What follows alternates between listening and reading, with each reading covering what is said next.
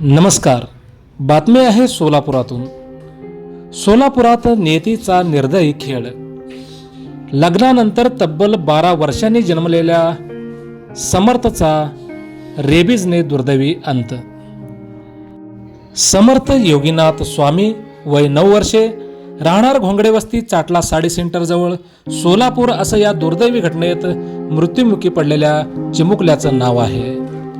रोज सकाळी दप्तर पाठीवर ठेवून आनंदाने शाळेत जाणारा समर्थ आता कधीच परत दिसणार नाही या विचाराने संपूर्ण सोलापूर शहरासह घोंगडे वस्ती परिसरात हळहळ व्यक्त केली जात आहे. लग्नानंतर तब्बल 12 वर्षे देव पाण्यात घालून नवस सायास करून ज्याच्या आगमनाने घरात आनंदाचे उधाण आले होते, ज्याच्या हसण्याने घरातील दारिद्र्याचा थकवा क्षणार्धात पळून जायचा, तोच 9 वर्षाचा निष्पाप समर्थ शुक्रवारी पहाटे नियतीच्या निर्दयी खेळाचा बळी ठरला. रेबीज या भयंकर आजाराने समर्थचा दुर्दैवी मृत्यू झाला असून एका क्षणात स्वामी कुटुंबाचा हसता खेळता संसार उघड्यावर आला आहे.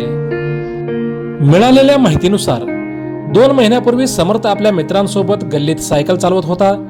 खेळता खेळता तो अचानक रस्त्यावर पडला आणि त्याच्या पायाला दुखापत होऊन रक्त वाहू लागले. याच वेळी एका भटक्या कुत्र्याने त्या जखमेला लाळ लावली.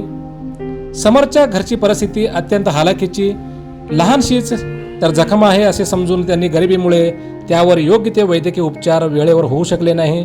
पुढे 2 महिने समर्थला ताप, उलट्या चालू झाल्या.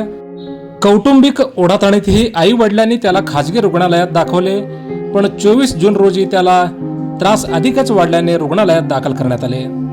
उपचार सुरू असतानाच शुक्रवारी पहाटे 4:11 समर्थने या जगाचा कायमचा निरोप घेतला.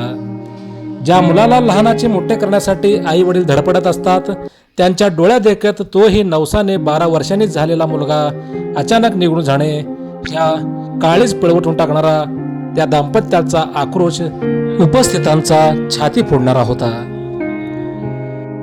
रेबीजच्या संसर्गाची भीषणता लक्षात घेता डॉक्टरांच्या पथकाने कोरोना काळातील नियमाप्रमाणे पीपीई किट परिधान करून समर्थच्या मृतदेहाचे शवविच्छेदन केले. दुपारी जेव्हा समर्थचा देह अंत्यसंस्कारासाठी आणला गेला तेव्हा संपूर्ण परिसरातील प्रत्येक डोळा पाणावला होता. अश्रूंच्या महापुरात या चिमुकल्यावर अंत्यसंस्कार करण्यात आले.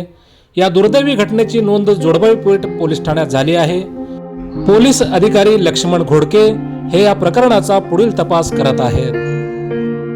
समर्थ स्वामी या चिमुकल्याच्या या दुर्दैवी मृत्यूमुळे सोलापुरातील सर्व स्तरातून दुःख व हळहळ व्यक्त केले जात आहे.